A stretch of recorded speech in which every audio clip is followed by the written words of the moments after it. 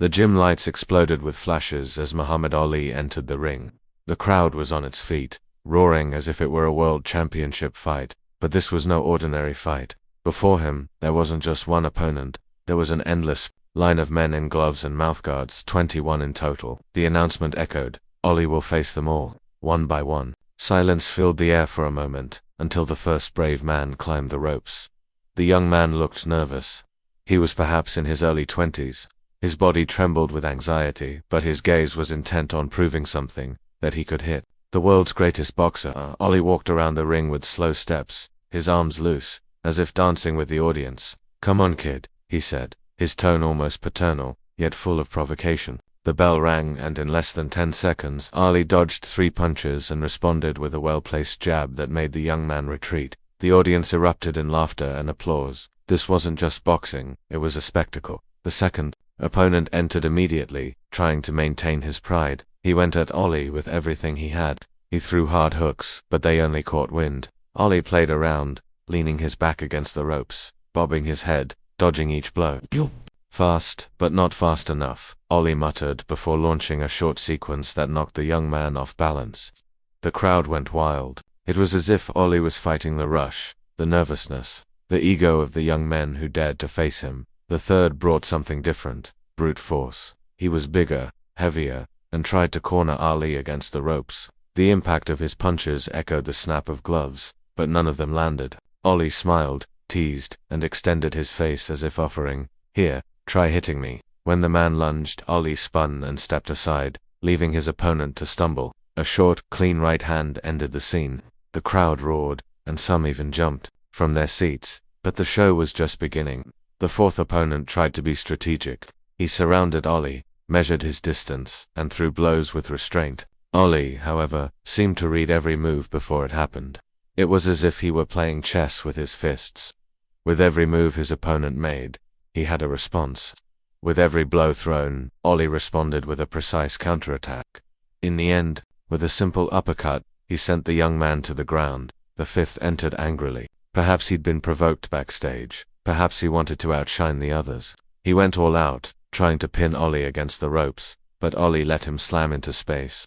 He danced in the center of the ring, as light as if floating. "I'm the greatest," he shouted to the crowd, dodging punches that passed inches from his face.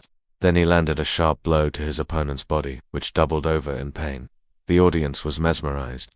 It wasn't just the technique, it wasn't just the strength, it was the confidence. Each time a new man stepped up, Ali demonstrated not only physical resilience but also psychological resilience. His rivals trembled before him, not only because of his skill, but because he dominated them with words, gestures, and looks. It was a duel of minds. By the time the sixth opponent entered, sweat was already streaming down Ali's face. He was breathing heavily, but he maintained the same defiant look. The man tried to surprise, landing quick punches. Ali absorbed a blow or two, just to prove he could take it. The crowd was shocked. Then he responded with a burst of speed, returning each blow twice as hard. The young man fell, exhausted. Ali raised his arms. "6 down," he shouted. The audience responded with a chorus that seemed to shake the gymnasium. But there were still 15 to go. And that was when the real show began. Ali hadn't even shown half of what he could. The audience wanted more, and he was willing to deliver. But the question was, how long would his body last against an endless line of opponents? The seventh opponent entered the ring with a different look than the previous ones. He didn't smile, didn't tremble, didn't seek the crowd's approval. He was older, heavier, and seemed determined not to be just another name on Ollie's list of losers. When the bell rang, he departed slowly, studying the champion's every move. The crowd noticed the change. The atmosphere, previously light and fun, became dense and tense. For the first time, Ali wasn't facing a young man eager to prove himself, but a man intent on damaging his reputation. The first cross passed close to Ollie's face. The second connected with his arm with enough force to elicit a dull thud that echoed through the gym. The audience held their breath. Ollie took a few steps back, raised his guard, and for a moment, his expression of confidence gave way to seriousness. He took a deep breath. It was as if he were telling himself, "Calm down, don't play his game."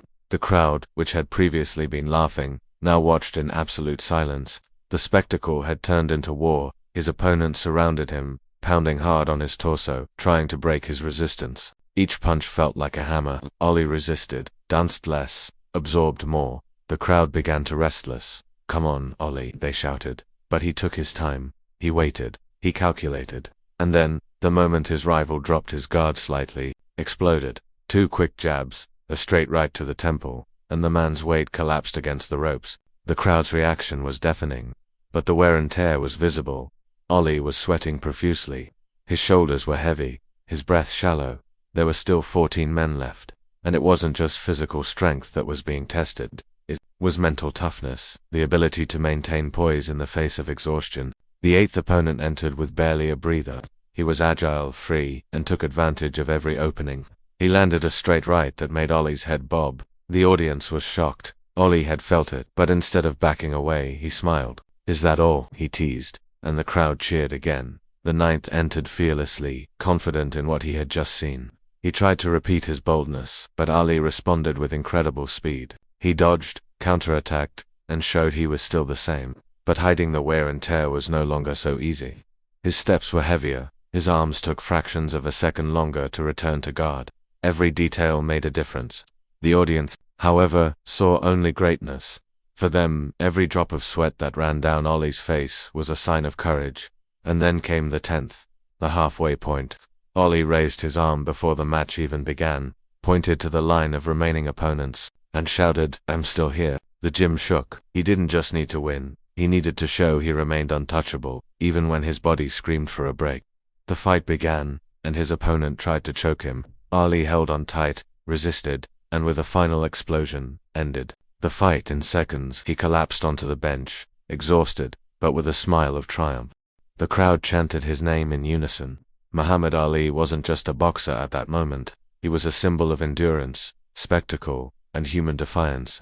And there were still 11 men waiting to test whether the impossible truly existed. Ali had crossed the halfway point of the punching marathon, but how far could his energy carry him when each new opponent seemed stronger than the last? If you've been following this story so far and feeling the tension build with each round, please leave a like and subscribe to the channel. This helps us continue bringing you intense stories like this. And get ready, because the next chapter will show the moment Ollie comes dangerously close to his limit. The 11th opponent entered the ring while Ali was still trying to catch his breath on the corner bench. His chest heaved like an overheated engine, and beads of sweat cascaded down his forehead.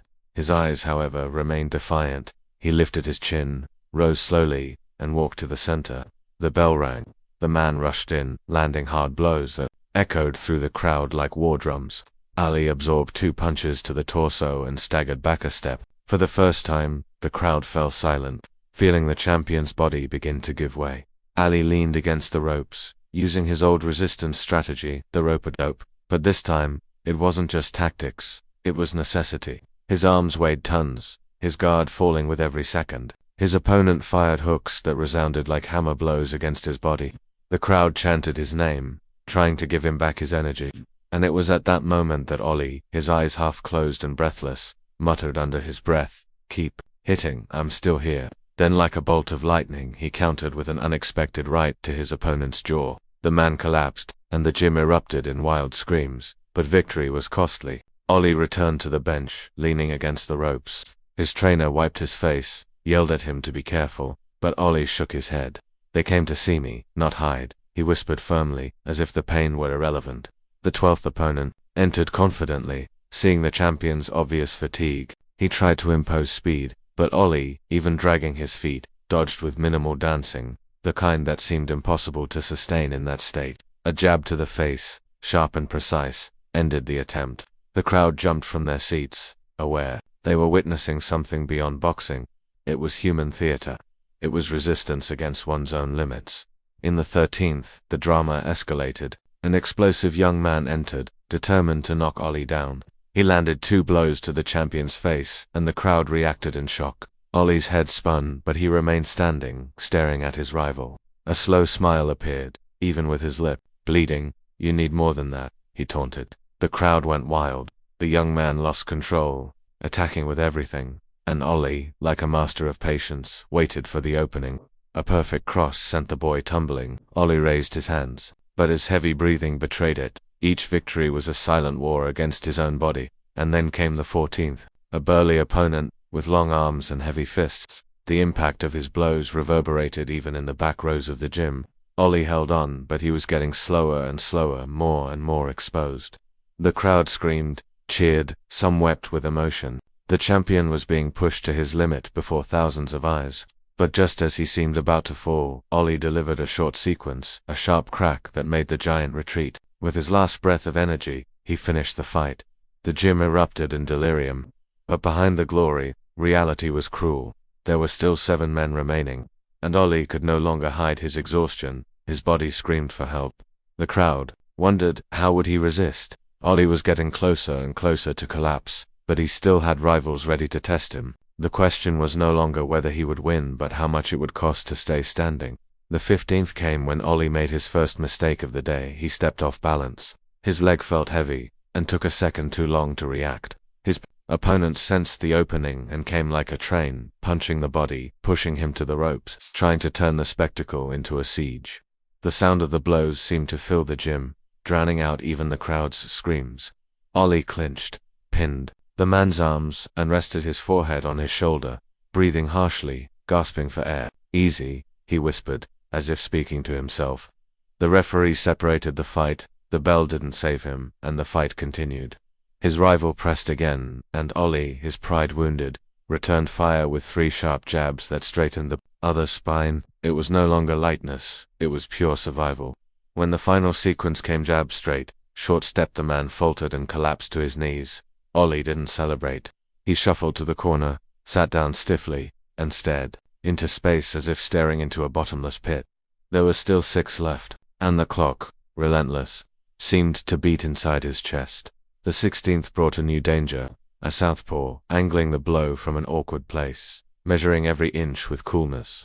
The first left grazed Ollie's temple, the second landed cleanly, making his head spin as if the world tilted for an instant. The audience's murmur turned to silence. The referee approached, alert. Ollie raised his guard, stopped dancing, and accepted the center of the ring like a solid island. "You can't catch me the same way twice," he said softly, staring at his rival, and he changed the rhythm. A step to the right, a jab to the chest, to halt the rush, a touch to the glove to break the rhythm. And when the southpaw came in cross-legged, Ali responded with a straight right, no frills, just substance. His opponent fell to his seat, stunned. The crowd erupted, but Ollie didn't smile. He ran his thumb over his eyebrow and saw blood. It wasn't much, but it was enough to understand. Every minute from then on would be a negotiation with his own resistance. The ringside doctor came up, a light touch, a short question. Ollie answered without looking away. "Don't take that away from me." The cut was hastily cleaned in the corner. The trainer tried to talk prudence, but Ollie hurried the time with a stubborn look. The 17th crossed the ropes to boos in anticipation. They said he had a heavy hand. They said he was stubborn. He confirmed both in the first 30 seconds. A cross to the body, an uppercut. Ollie felt his knees call to the ground. He didn't fall. He hugged the man, pressed his face into his neck, and whispered, "Breathe wrong way and I'll get you." It was both trickery and faith. When separating, he didn't run. He purposely closed the distance, burned the space where the other's strength was born, and hammered twice to the stomach, unhurriedly, like someone slamming a door with regret. His rival's sledgehammer lost its handle. When his guard opened, Ollie strung together a short sequence and finished. He returned to the bench without even raising his arm. Feet tingling, shoulders burning, the cut throbbing like clockwork.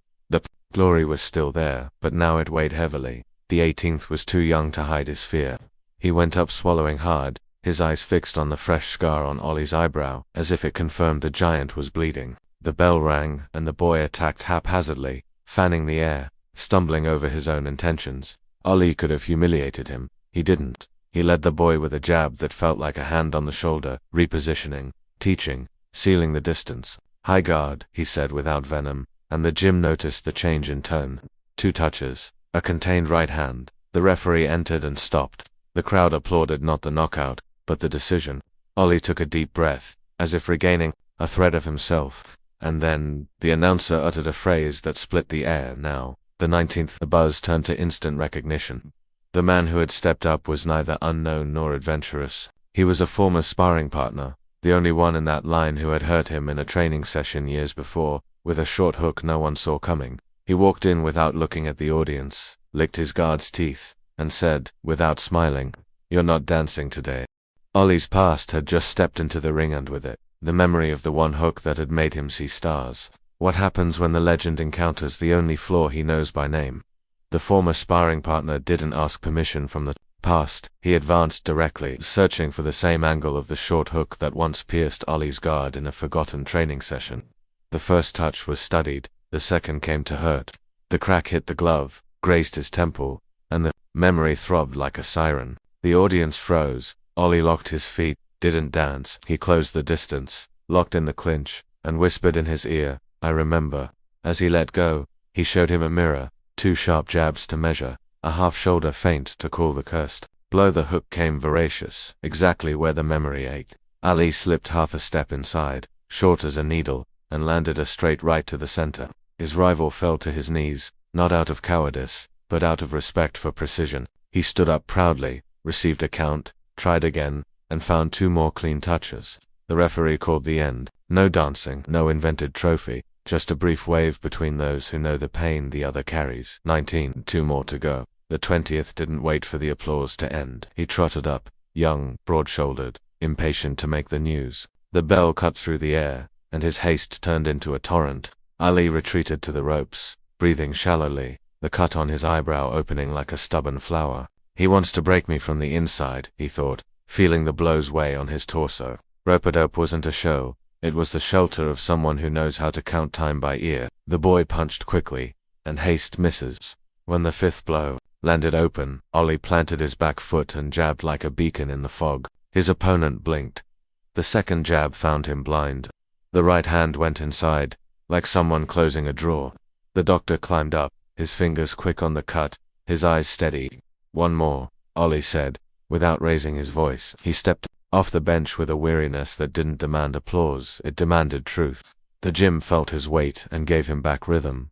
Ollie, Ollie. It wasn't a chorus. It was a rope stretched over an abyss. The 21st waited for silence, as if asking for a blessing. Tall, his jaw set, without a word. He looked at Ollie without hatred, as if he understood that certain encounters aren't about winning or losing, but about proving one can stay. The bell the first minute was honest. Jabs against jabs. Short steps, a pendulum that measured not only distance, but dignity. Ali's legs trembled invisibly, controlled by an ancient pride. His opponent tried the sledgehammer to the body. Ollie accepted, trapped, spun, traced the ground with his soul, and returned to blows that didn't knock him down, but dismantled him. The cut bled again, the sweat burned, his breath turned to glass. "Finish me standing up," the man blurted, his eyes frank. Ali replied without a smile, "Then stay." And, instead of seeking the knockout, he chose to teach. He broke the rhythm, showed the short feint, touched the guard as if pointing to doors, and, when the other's courage wanted to retreat, he offered another round of respect. The referee had seen enough. He stopped. The gymnasium collapsed in a roar of a house falling back into place. 21. There was no race across the stage, no invented backflip. There was an exhausted man handing over the microphone to thank those who tried to knock him down. "They put on this show with me," he said, his voice hoarse, pointing to the empty row that minutes before had seemed endless. He asked for applause from everyone. He asked for applause from the audience that didn't blink. He asked for a few seconds of silence to hear his own chest thump thump thump thump, the audible proof that courage also trembles. He descended the stairs holding the coach's shoulder, his heavy hand on another hand that had held him back when it all began. In the narrow hallway, he leaned his head against the cold wall and laughed softly, not out of arrogance, but out of relief. As he was leaving, a boy with huge gloves, his eyes shining, asked if it hurt much. Ollie bent down, brought his face closer, and replied, "It hurts, and that's why it's worth it." The boy nodded as if receiving a secret. Resistance isn't about being made of iron, it's knowing when to dance and when to embrace the ropes. It's withstanding the blow that seeks your core without forgetting who you are. It's challenging fate and, in equal measure, respecting those who walk beside you, even if they strike you down. The day Ollie faced 21 wasn't just about counting fallen bodies, it was about adding up dignities raised. Each opponent took a piece of your strength, and, in return, received a piece of your light. The lesson remains simple and profound. Greatness isn't about never falling. It's choosing to get up with everyone watching, and still pointing to the one who struck you and saying thank you. Because the rarest courage isn't the one that wins, it's the one that recognizes. And that when it appears, changes the world around you without needing to shout.